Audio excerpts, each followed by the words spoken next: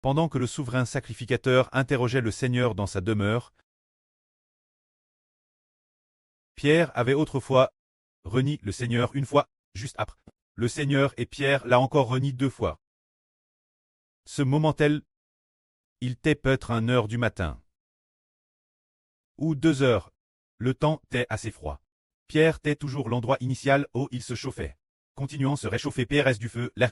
Ce moment-tel, quelqu'un vint dire Pierre, toi aussi tu es avec Jésus. Pierre dit, je ne sais pas ce que tu dis. Je ne connais pas cet homme. Un peu plus tard, quelqu'un d'autre dit encore, toi aussi tu es avec ce Jésus de Nazareth, car on te reconnaît ton accent. Pierre dit, je ne connais pas cet homme. Parlant TRS fort, ce moment-tel, le coq chanta. Pierre se souvint que le Seigneur lui avait dit qu'avant que le coq ne chante, tu me renieras 3 fois. Ce moment-tel, Pierre sortit et pleura amèrement.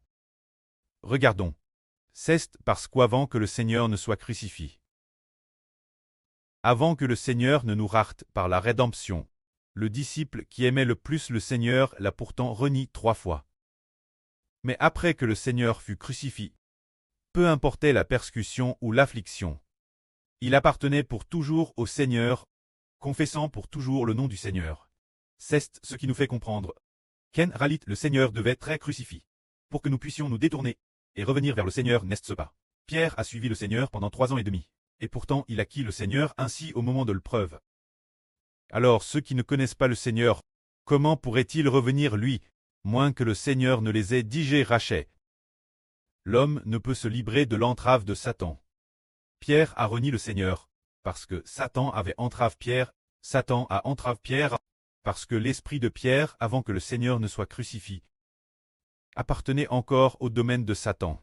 Ainsi, si le Seigneur n'avait pas donné sa vie, alors l'homme appartiendrait au nom de Satan, incapable d'être sauvé.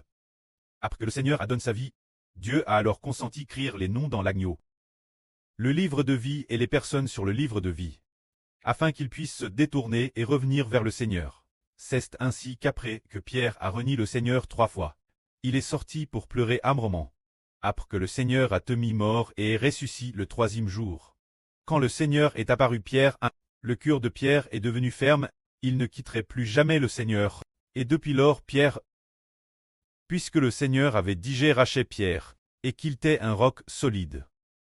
Pierre devait veiller sur la foi de millions de personnes, afin qu'ils ne quittent pas le Seigneur jusqu'à la mort. Pour l'éternité, les enfants appartenant au nom du Seigneur. Les enfants qui appartiennent intentionnellement au nom du Seigneur auront la vie éternelle.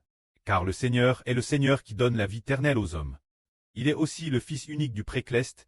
Que la gloire soit auprès et au Seigneur. Amen.